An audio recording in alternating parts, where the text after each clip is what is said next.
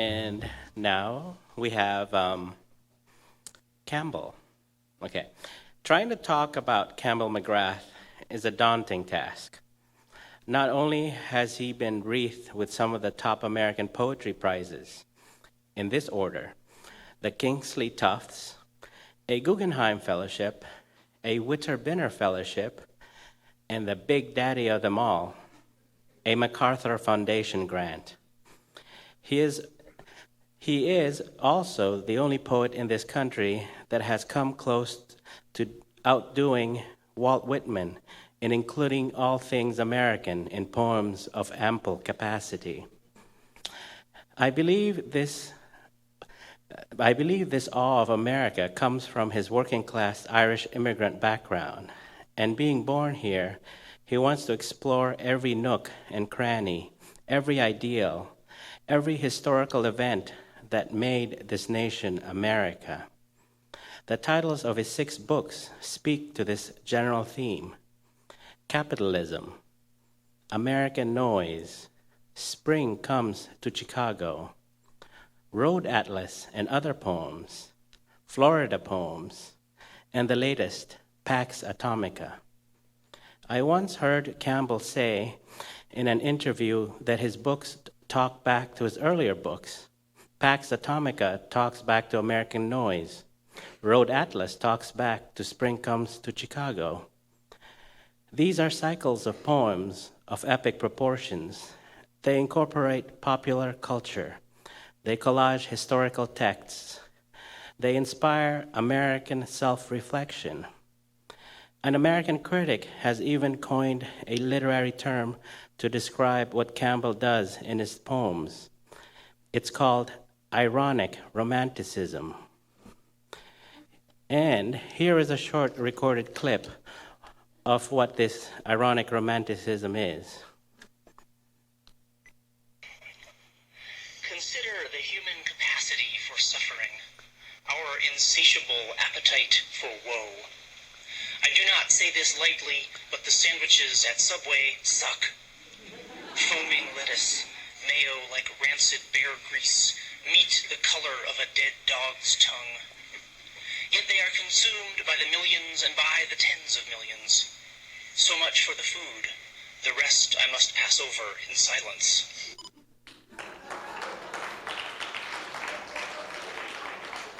Now here is the real Campbell McGrath, whose sonorous voice will take you to many places of irony and beauty.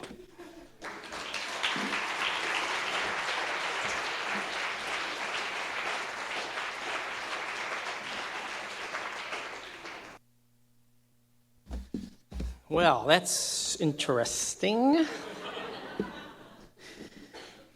It's not enough to compete with Susan. I'm competing with myself, too. A past version of me, apparently, that Nick has cleverly decrypted from its CIA files, or God, Lord knows where. Thanks, Nick, very much for that. Thanks to Miles Kuhn, especially, for putting this great event together. It was a really nice event last year, and it's an even more kind of terrific and astounding event that we've really long needed in South Florida. And, nobody has the kind of imagination and energy that Miles does to actually get it together, is what it seems to me. So we really owe him a lot. Yeah.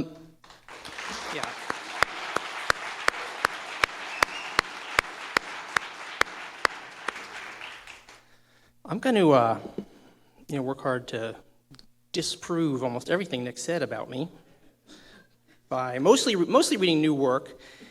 And the new work is not particularly American, it's not particularly ironic, and it's not particularly any of that stuff. Some of it is, though, and so we'll get to a couple of different cycles. There's a real big book I've been working on, which I'm going to read some poems from. And then there's another cycle, probably a book beyond that, that's kind of about American poetry, kind of more ironic and parodic. Let me start with the Ode to Inspiration. Then the imagination withdraws, drifts across the table to investigate the glass flowers rolled in cloth tape. It hovers, probes the petals, some like galaxies, some like figs or seashells. Dutiful and penitent, it shimmers back across the gulf of air without a metaphor to doze away the afternoon. rain, unseasonably hot day. Imagination is the builder, the worker bee, but inspiration is the queen. And when she leaves me, where does she go, if not back to the hive to gorge on royal jelly? Back into her cave of winds, accumulating density, growing richer and darker, like mercury in the bloodstream, like extravagant honey. Another ode. This is called the Ode to Bureaucrats, which has a little epigram from Pablo Neruda's Ode to Things, in which he says, I cherish tongs and scissors. And the short story that attaches to this poem is that working, as I do, within the bowels of two particularly kind of grotesque bureaucracies, that would be the state of Florida bureaucracy and the university system bureaucracy. I teach at Florida International in Miami. You're at the intersection of kind of all possible bureaucratic foibles and malfeasances imaginable. And over time, I wanted to write an ode to bureaucracy. And the image that struck me was when I first came to work at FIU now about a dozen years ago, and I ordered a pair of scissors through the procurement system. Because I said, I don't have scissors to the administrator. I said, well, we'll order them up. We fill out it. It's the things that you order them and they show up. So this is kind of an amazing. And they did come. They were actually, they were technically scissors. But they were almost a kind of parodic version of scissors, and that's where the poem goes. Ode to Bureaucrats. Practitioners of oblivion, signatories of arcane regret, without whose seal we may not enter into paradise appropriately entailed. Fated duty, the onus of their diligence, the layers of it, sanctified and sacrificial, room of pallid eyeballs immured in fluorescent cubicles. Municipal camouflage of coffee rings and uniform collars, vestibules of onion skin, reams and sheets and terminals, inkless stick pens chained to gouged linoleum as if to strike blood from a twig. Their codes and initials and number 2 bubbles, verification and secondary verification. Their official contrition, their sorrow, for there is nothing to be done. The renewal date has passed. The balance is insufficient. The identification numbers do not match. The procedure is not covered. The check is in the mail. The scissors you ordered have arrived in your office, and they are blunt and monstrous as the bill of a stork gone mad in mating season. Scissors an irascible child might have fashioned from humble elements as a plaything. Hinged flanges forged from metal, too weak to whet or hone, bloodied by thumbs razored on ragged iron finger rings. Low-bid scissors procured by central purchasing. Scissors only the immortal chairman could love.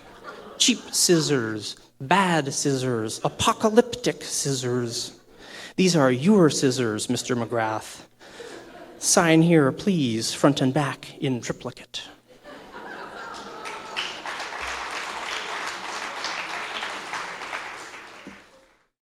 I want to read a couple hurricane poems.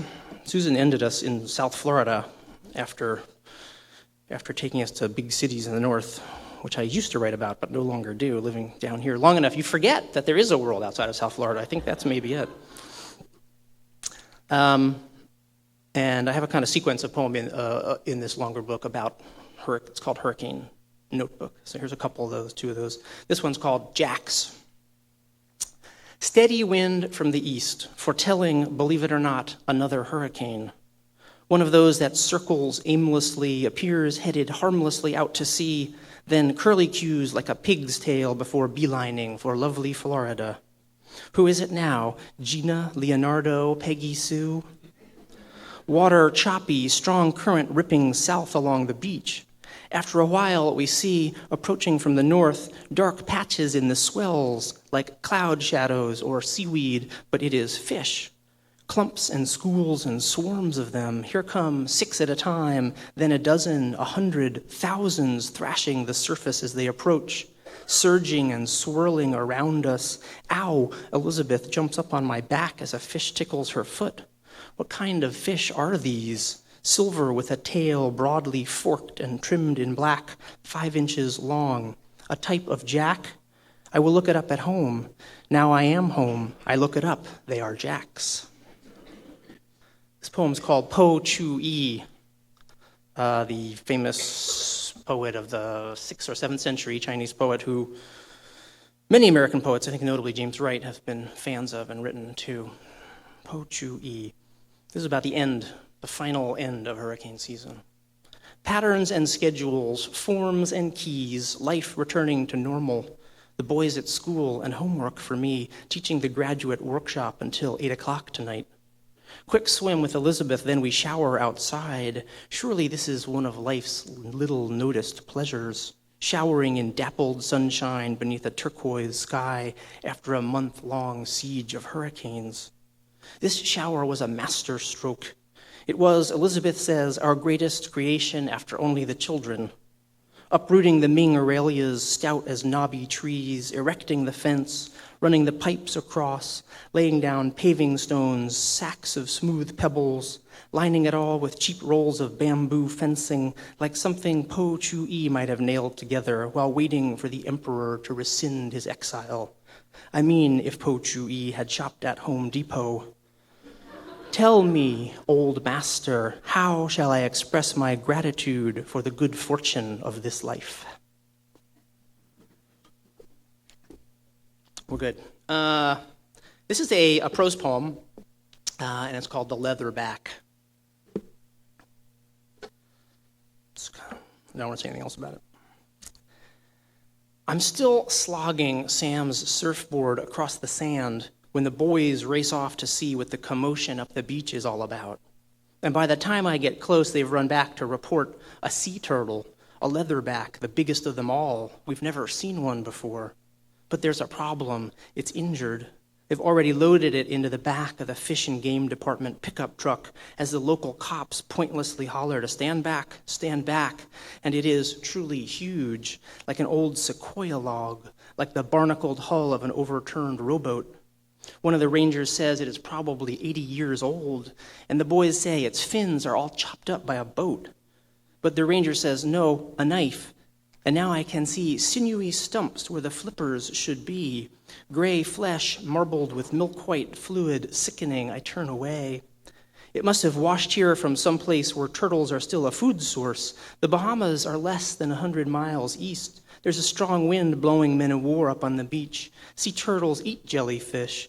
The tentacles blind them as they age. These waves are what have brought us here today. Some surfers already out, others in the crowd talking about the turtle. I'm turning to head back when I see the bad look on Elizabeth's face. Some of the white-haired retirees from the next building are telling her the full story. It crawled from the ocean at dawn. It didn't lay eggs. It didn't swim away. They thought it was old, maybe sick. They called the police. The fishermen from the jetty wandered over to look. One man rode it like a horse. Before it's clear what's happened or why, a fishing knife emerges to saw through the rubbery, elephant-thick skin. 3 flippers gone before anyone stops him. The senior citizens are shouting out, "Hey, no!" accosting him. "What are you doing? Why did you do this?" And he, "For soup." Some of the old people are crying. They chase him away. "Get lost. You're crazy. How would you feel if we cut off your arm like that?" Some of the fishermen laughed. Some shook their heads. The police arriving helpless, uninformed. It's more than I can handle. I turn away. I am trembling not with anger, but with shame. The ranger truck spins its wheels, bogs down in soft sand, having traveled perhaps 50 feet. It takes an hour before a tractor comes to tow them clear. The giant turtle is that heavy. What is there to say? 80 years old, for soup. That milky extrusion, was it blood? As I dive into the water, I am thinking how generous the ocean is in its forgiveness. I am thinking, at least I never saw its eyes.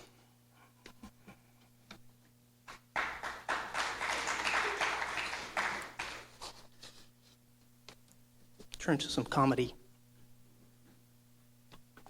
There's a series of formal parodies in another sequence I'm working on.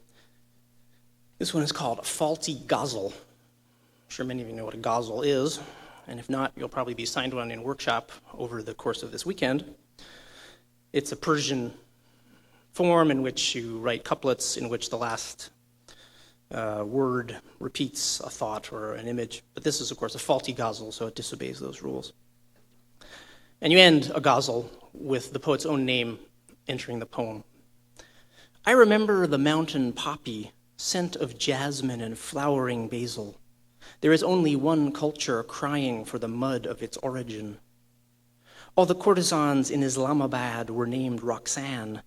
One word in the stanza to repeat, one wind in the reeds along the lake.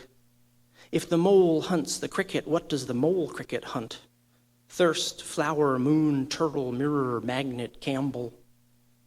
To traffic in the heart of the volcano, remember your asbestos gloves, Campbell. Idols etched in sandstone have no fear of the apocalypse, Campbell. No trick for Campbell to walk in the forest by night. Wisdom is asleep and will not trouble him. This one's called Villanelle. Bouncing along like a punch-drunk belle, its Provençal shoes too tight for English feet, the Villanelle is a form from hell. Balletic as a tapir, strong as a gazelle, strict rhyme and formal meter keep a beat as tiresome as a punch-drunk bellhop talking hip-hop at the IHOP. No substitutions on menu items, no fries with the chimichanga, no extra syrup. What the hell was that? Where did my rhyme go? Compel, almost missed it again. Damn, can you feel the formal heat coming off this sucker? Red hot. Ding, sound of a bell. Hey, do I look like a busboy to you, like an elevator operator, like a trained monkey or a parakeet singing in my cage? Get the hell out of the Poetry Hotel. Defeat, mesquite, 'tis meet, repeat. Bouncing along like a punch-drunk bell, the Villanelle is a form from write it, hell.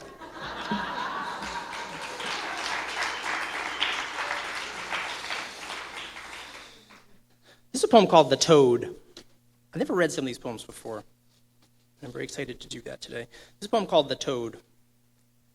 In the courtyard of our house, there is a fountain in the form of a whitewashed dolphin leaping from a scalloped, algae-ridden bowl in which a rag-eared antler of stag coral sits bleaching.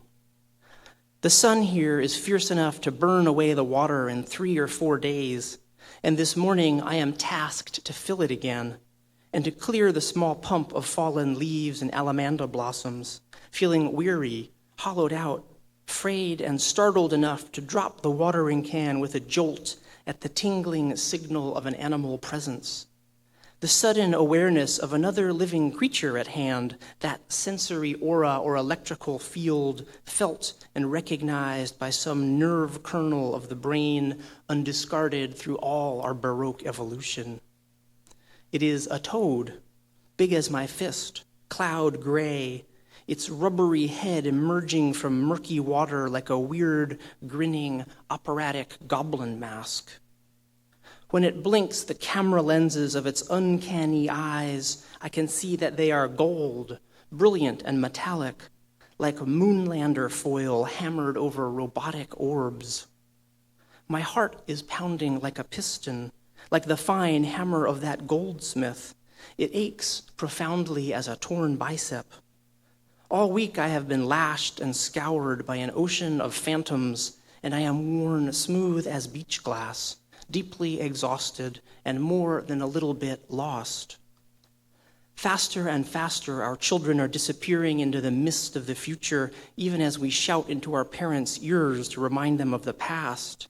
Do you remember it, Father? Do you? More than ever, I lean upon Elizabeth, like the clothes of a scarecrow upon its staff, my cloak to ward the rain from her skin, my hat to fend the sun from her brow, my crooked smile to scatter the grackles. Do you remember, Father? Do you remember any of it? The steep slate roof on which the trees rained down their hoard of summer acorns, A green station wagon skating an exit ramp into the icy meadow of a cloverleaf in slow motion, unstoppable, unharmed. A picnic by a ruined mill where 3 mountain streams converged. Where was that place? Can you tell me? Do you remember? Yes, I remember. It was long ago in Italy.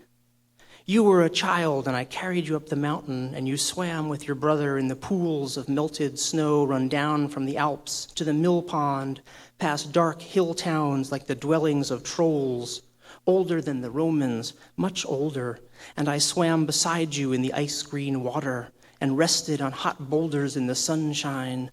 The muscles of my back grew warm as the ropes of a sailboat. I was strong. Your mother was beautiful. We ate bread and cheese where a fig tree burdened the soil with its wild, discarded seeds. We walked up the stream, collecting stones, floating sticks over tiny cataracts. We startled a toad from a rock and watched it struggle to swim away, paddling its elastic arms and bowing its webbed legs against the current to hold its place exactly, neither moving forward nor slipping back. A strange, knobbed, ancient creature, like the unlucky prince transformed by an ogre, like the king of the mountain in disguise. And when we rescued him, exhausted, to the grassy bank, what was it he whispered to me alone? I am neither prince, nor troll, nor toad, but time itself. Every instant of your existence belongs to me, but I give you this moment as my gift. Remember this day, this hour, this very second. Guard it well. Keep it as I would keep it. For when next you see me, know that I have come to reclaim what you have failed to treasure sufficiently. Know that my realm is eternal and inhuman. Know that I am merciless. Know me by my golden eyes. Thank you. I want to read 2 more new poems and then end with 2 short poems from 2 of my books. This poem's called The Indivisibles. They exist. Atoms, components, letters, vertebrae. It exists, the totality of it, historical spine, the universal discourse of space composed of numerals, causal and oblique, as berry pickers scouring the thickets of the mind, which is the wind, and so windmills to crush the berries and flavor the wonderful bread with jam at breakfast. Sun up, the world begins, and it is composed of energy and matter, like pigs in blankets or eggs in cartons, despite the odds. Cities rise to face the dawn, lathes, potter's wheels, smoke from the censers of hilltop temples, the mind chasing a wagon of illumination through the mechanical universe, dutiful dog, eager and oblivious as the worm in time's apple, or the kid telling jokes in the planetarium the instant after the lights go out and before the stars turn on. And this poem is called The Future. You had a really nice preview of this whole book, by the way. We started at the beginning and we're ending very much at the end. The future.